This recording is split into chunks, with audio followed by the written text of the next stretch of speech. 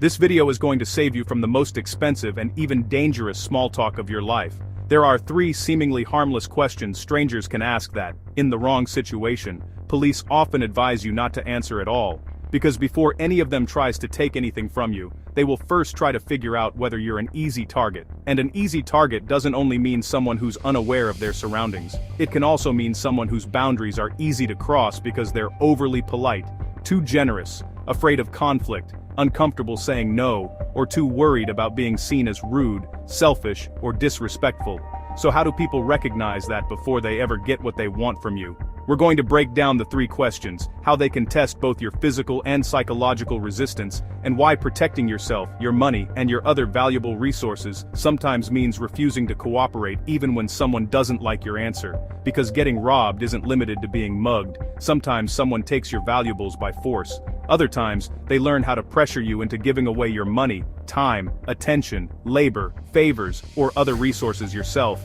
And throughout this video, you need to remember one principle. You have the right to set boundaries around yourself and your resources. No one is automatically entitled to either one of them. Being called rude, selfish, or disrespectful does not automatically mean you are. They are usually predatory manipulation tactics meant to weaponize social norms against you when you refuse to give someone the access they wanted. But before anyone can test those boundaries, they first have to choose a target. So what makes them choose you instead of everybody else? The interview. Why they choose you first. Why does one stranger approach you while everyone else gets ignored? Sometimes it's what you're wearing, sometimes it's what you're carrying, but sometimes it's what you're communicating without realizing it. If you're showing off, talking loudly about money, flashing expensive purchases, making sure people notice what something costs, you may be looking for admiration, but someone else may see resources. You may be thinking, see how successful I am. Someone else may be thinking, this person has something I want. That's why the attention you're seeking isn't necessarily the attention you're going to get. But having money still doesn't explain why one wealthy-looking person gets approached and another gets left alone. So what else are people watching? They may be watching how easy you look to approach and pressure. Do you stop immediately when someone speaks? Do you look uncomfortable ignoring strangers? Do you seem eager to please? Do you let people get close because creating distance feels rude? Someone sizing you up may be asking 2 things. Does this person have something I want? And how much resistance am I likely to get? So how can someone test that resistance without threatening you? Sometimes they simply start a normal conversation. Excuse me, can I ask you something? Do you have the time? Can you help me? This is where the interview comes in. The interaction can test whether you'll stop, engage, become distracted, or allow someone closer. And because the question sounds socially normal, they can also test something deeper. Will politeness make you cooperate before pressure ever has to? But what if the thing making you easier to pressure is something you've been praised for your entire life? When being nice makes you easier to pressure, what if being nice is part of the problem, not kindness, not compassion, but the kind of over-politeness that comes from fear of conflict or fear of disapproval? The kind that makes you keep cooperating because you don't want to be seen as rude, selfish, difficult, or disrespectful. So when does niceness become a vulnerability? It becomes a vulnerability when you stop choosing kindness and start using compliance to avoid conflict, rejection, judgment, or disapproval. You say yes because you don't want tension. You explain yourself because no feels too harsh. You keep accommodating because disappointing someone feels worse than disappointing yourself. That's where fawning can take over. And once someone recognizes that, they may realize they don't need to overpower you. They may only need to make you uncomfortable enough to give in. So what happens when they figure out that guilt or disapproval changes your answer? That's where weaponized guilt comes in. You're selfish. You're rude. You're disrespectful. What's the matter with you? I thought you cared. Sometimes those labels are not proof that you did something wrong. Sometimes they simply mean you are not giving that person what they want. And if protecting yourself or your resources makes them angry, disappointed, or critical of you, that's fine. You don't have to correct their distorted view, because when it comes to your safety and your boundaries, the first person you need to respect is yourself. But what happens if their opinion of you becomes more important than your own boundary? Then you start handing them authority over decisions that belong to you, your money, your time, your labor, your attention, your access, your other resources. But remember, No one is automatically entitled to any of them. You have the right to protect yourself and your resources even if someone dislikes you for it. Because if fear of conflict or disapproval keeps overriding your judgment, you can become depleted in more ways than one: financially, emotionally, and psychologically. The Confidence Collection Toolkit. So if knowing you should set a boundary isn't enough, how do you build the self-trust to hold it when someone pushes back? That's exactly why I built the Confidence Collection Toolkit. It's designed to help you strengthen self-trust and internal validation so your decisions stop depending so heavily on whether someone else approves of them. Instead of asking, "Are they going to be upset with me?" you become better able to ask, "Is this actually right for me?" That can make it easier to protect your money, your time, and your boundaries without immediately second-guessing yourself. But what if you say no, and the guilt, anger, or disapproval still gets under your skin? That's why the toolkit includes information and exercises that focus on differentiation and emotional regulation under pressure. You learn to separate somebody else's reaction from your responsibility.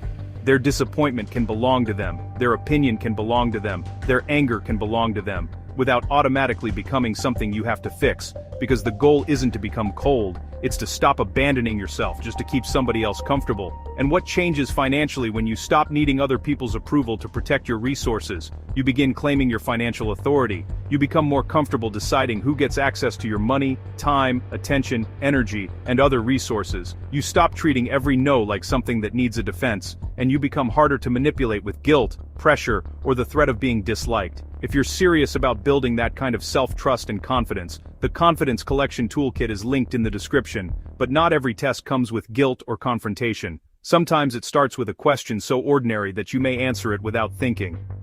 Question 1. Do you have the time? So what can a stranger learn simply by asking, "Do you have the time?" It sounds harmless, but in the wrong situation the important part isn't the answer, it's what happens to your attention while you're answering. You may stop walking, look down at your wrist, reach into your pocket, pull out your phone, and for a few seconds, your guard is down. That can expose something valuable, but it can also create an opening for a sudden sucker punch, an ambush, or someone closing distance before you realize what's happening. So the real question may not be, "What time is it?" It may be, "Can I get this person to look away?" But distraction isn't the only thing that question can reveal. What else does someone learn if a simple request instantly changes your behavior? They learn how automatically you comply. Did you stop because you wanted to, or because a stranger spoke and you felt socially obligated to respond? That matters physically and psychologically. Physically, automatic compliance can lower your awareness. Psychologically, it can tell someone that politeness may be enough to direct your behavior. And if someone realizes you're uncomfortable ignoring them, they may start testing how much further they can push. So what should you remember when a stranger asks you something that feels completely normal? A request does not create an obligation. You do not have to stop. You do not have to pull out your phone. You do not have to look down. You do not have to answer at all if something feels wrong. And if someone thinks you're rude for protecting your awareness, that does not make you disrespectful. Your safety comes before a stranger's opinion of you. Your guard can be down physically, your boundaries can be crossed psychologically, and either one can make you easier to target. But the next question is harder because it doesn't just ask for your attention. It asks for something that can make saying no feel like a judgment of your character. Question 2. Can you help me? What happens when the stranger doesn't just ask for information, but asks you to help? Do you have a light? Can you give me directions? Do you have spare change? Can you help me with something? Can you do me a favor? Why can those requests be harder to refuse than a simple question? Because helping is tied to how many people see themselves. You want to be kind, generous, helpful, and that can make it easier for someone to get you to stop, engage, let them closer, or give them access to something you have. Physically, that can lower your guard. Psychologically, it can activate guilt, and suddenly the question becomes, what kind of person am I if I say no? But what if the person genuinely needs something? What if you have more than enough to help? Does that give them a right to your resources? No. You have the right to set boundaries around yourself and your resources, and no one is automatically entitled to either one. Your money, your time, your labor, your attention, your knowledge, your connections, your emotional energy, your access. If a homeless person asks you for spare change, saying no does not make you a bad person. If you want to support homelessness, you can choose to give intentionally through a reputable shelter, charity, food program, or outreach organization instead of making the decision because someone pressured you in the moment. That's the difference between generosity and fawning. Generosity says, "I choose to give." Fawning says, I'm afraid of the conflict or disapproval that might happen if I don't. And sometimes the clearest sign that someone feels entitled to your resources appears only after you stop giving. So what does their reaction to your no tell you? It can tell you whether they appreciated your generosity or simply became accustomed to access. A friend may disappear when you need help but reappear when they need money. A distant relative may barely maintain a relationship until they want something. Someone may accept your help repeatedly without gratitude, reciprocity, or even basic courtesy. Then call you selfish or disrespectful the first time you say no. But being called disrespectful does not automatically mean you are. Sometimes it simply means you are no longer giving them what they want. You do not have to correct their distorted view of your boundary, and you do not have to surrender what belongs to you just to prove you are a good person. Pay attention to people who resent your boundaries more than they appreciate your generosity. But what if the pressure to keep giving isn't only coming from them? What if part of it comes from the identity you've built around being successful, generous, or the person everyone can depend on? What happens when protecting your money feels like betraying who you think you're supposed to be? The Wealth Identity Collection Toolkit. What happens when protecting your money feels like betraying who you think you're supposed to be? Maybe you've become known as the successful one, the generous one, the fixer, the person who always comes through. And once that role becomes part of your identity, saying no can feel like you're becoming a different person. So how do you protect your resources without feeling like you're abandoning who you are? That's exactly why I built the Wealth Identity Collection Toolkit. It's designed to help you separate your financial identity from the roles other people expect you to play, so you can become more comfortable saying, I can be successful without proving it. I can be generous without being available to everyone. I can grow without becoming responsible for everybody else. The goal is to help you stop using money to prove your worth and start using it in ways that support the life you actually want.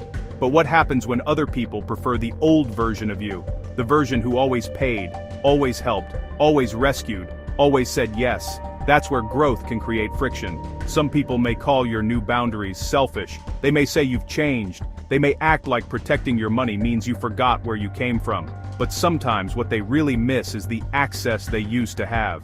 The Wealth Identity Collection Toolkit includes information and exercises that help you build a stronger financial self-image so you can stop measuring your growth by how comfortable it makes everybody else. You can outgrow old roles without apologizing for it. So what changes when you stop trying to prove you're wealthy and start behaving like someone who expects to keep, manage, and protect wealth? You become more intentional. You stop performing success for approval. You stop treating every request like a test of your generosity. You build standards around your money before somebody puts you under pressure, and you start making decisions from the identity of the person you're becoming, not the role other people expect you to keep playing. If you're serious about building a wealth identity that helps you protect what you create instead of constantly giving it away to preserve an image, the Wealth Identity Collection Toolkit is linked in the description. But there's one question that takes this beyond identity and generosity, because some strangers aren't trying to find out what you have. They're trying to find out how vulnerable you are. Question 3. Are you here alone? So what should you think when someone suddenly asks, are you here alone? Or, are you waiting for someone? Who are you here with? Did you come by yourself? Those questions can be innocent, but in the wrong context, they can also reveal whether you're isolated and easier to pressure. Physically, someone may be trying to learn whether there's anyone nearby who could interrupt, intervene, or notice what happens next. And if you're already showing signs of wealth, a phone, jewelry, cash, or other valuables, that can make the situation more serious. Psychologically, isolation matters too.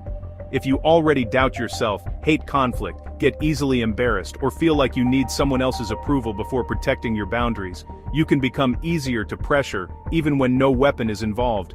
In both cases, the question is really about vulnerability. And what happens if the situation suddenly turns threatening? What if someone points a gun at you, pulls a knife, or uses fear to force compliance? Your nervous system may react before you even have time to think. You may freeze. You may fawn. You may comply because you're hoping, if I give them what they want, maybe I'll be safe. But there's an important truth. Compliance does not guarantee safety. Giving up your wallet, phone, cash, or jewelry does not give you control over what the attacker does next. And that same pattern shows up psychologically too. You may give someone money, favors, access, or your time because you're hoping, if I give them what they want, maybe they'll stop being angry. Maybe they'll appreciate me. Maybe they'll finally leave me alone. Maybe they'll stop yelling at me. Maybe they'll stop making a scene. Maybe they'll stop embarrassing me. But compliance doesn't guarantee gratitude, respect, or approval either. So if giving someone what they want doesn't guarantee the outcome you're hoping for, what are you actually responsible for? You're responsible for protecting what you can: your awareness, your privacy, your money, your valuables, your time, your attention, your boundaries, and you do not need someone else's permission to protect any of them. You can refuse to answer, you can create distance, you can leave, you can protect your resources, and if someone calls you rude, selfish, or disrespectful because you won't give them the access they want, you do not have to correct their distorted view of you. Their reaction belongs to them. Your responsibility is to protect yourself and what belongs to you. But if you keep surrendering your boundaries just to make fear, guilt, or conflict stop, what happens when the other person gets what they wanted, and you're still left without the safety, gratitude, respect, or approval you were hoping for? Never sacrifice your personal space. So what happens when the other person gets what they wanted, and you're still left without the safety, gratitude, respect, or approval you were hoping for? You learn that sacrificing your personal space does not make you a good person. And personal space is not just physical distance, it includes your psychological space too, your time, attention, peace, emotional energy, money, and resources. Physically, you can hand over your wallet, phone, cash, or jewelry hoping the danger will stop. Psychologically, you can give someone money, favors, attention, access, or your time hoping the anger, guilt, pressure, or disapproval will stop. But giving someone what they want does not give you control over what happens next. Compliance does not guarantee safety, gratitude, respect, approval, or peace. So what happens when people learn that crossing your personal space gets them results? They keep testing it. You can become bankrupt in more ways than one. A bully keeps pushing when intimidation works. A manipulator keeps using guilt when guilt gets results. A toxic friend keeps asking when you keep giving in. An entitled family member keeps expecting access when access keeps being surrendered. And this is how you become food for bullies, toxic people, manipulators, and people with toxic behavior. They may want different things: your money, your attention, your time, your emotional energy, your peace, or control over the interaction. But the lesson they learn is the same: your personal space is negotiable. So how do you stop becoming the easy target? What happens when you finally refuse to surrender that space, and somebody calls you rude, selfish, difficult, or disrespectful? You stop teaching people that pressure works. You remember that protecting yourself does not make you a bad person. Being called disrespectful does not automatically mean you are being disrespectful. Sometimes it simply means you stopped giving someone what they wanted, and you do not have to correct their distorted view of you. You have the right to set boundaries around yourself and your resources. No one is automatically entitled to either one, because repeated self-sacrifice has a cost.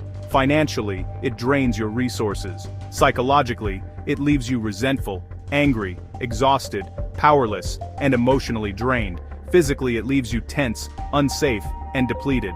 That is why you should never surrender your personal space just to prove that you are nice, generous, or good. That is not kindness. That is self-abandonment. And if someone only respects you when you comply, what they respect is not you, it's your compliance. And once you understand that protecting your money also means protecting your physical and psychological space, the next step is understanding the beliefs inside your own mind that determine whether wealth stays with you. Now that you understand how being an easy target can cost you physically, financially, and psychologically, there's another part of protecting your money that happens before anyone else ever gets involved: the beliefs running through your own mind. Because some of the beliefs that help people build and keep wealth sound so wrong at first that most people would never say them out loud. But once you understand why they work, they can completely change what you expect from money, and what you're willing to tolerate around it. So click on the video on your end screen right now and watch 12 forbidden statements that attract money like magnets. Cash sticks to you like crazy. I'll break down all 12 statements and show you how changing the way you think about money can change the way you attract, protect, and keep it.